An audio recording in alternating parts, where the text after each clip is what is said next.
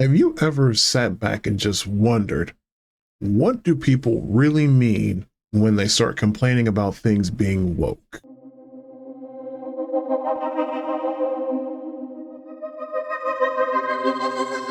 So how goes it, folks? Jolly Yellow talking to you. Well, the whole woke thing, that's a topic that goes around in various communities, spaces, fandoms, and so forth like that.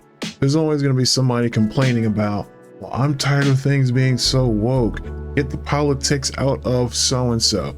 And when you really get down to it, it just comes down to one thing. Most of the spaces, fandoms, and the topics and things that people are complaining about are too political, are too woke, or something to that effect.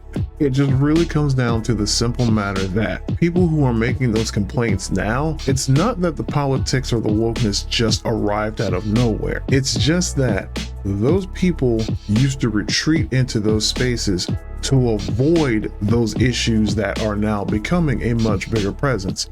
Like, for example, take Star Wars. There's a big complaint about how woke politics are interfering with Star Wars, but when you look at the core of Star Wars, it's always been about, well, one of the core things about Star Wars has been oppressed, underserved, tired, the downtrodden, the beaten down, rising up against the tyrannical empire that's trying to take everything over. And people were okay with that until they started mixing in those different themes and ideas and identities that now make them uncomfortable, because they used to retreat to Star Wars to avoid those topics, avoid those discussions, and more importantly, avoid those people. But now those topics or problems or people are making it into Star Wars and becoming more prominent, even with, new series and movies featuring those things more prominently. These fans are now saying, oh, the politics are there, the politics are being inserted into it, just give me my old Star Wars back. Star Wars has always been about those things, and it's just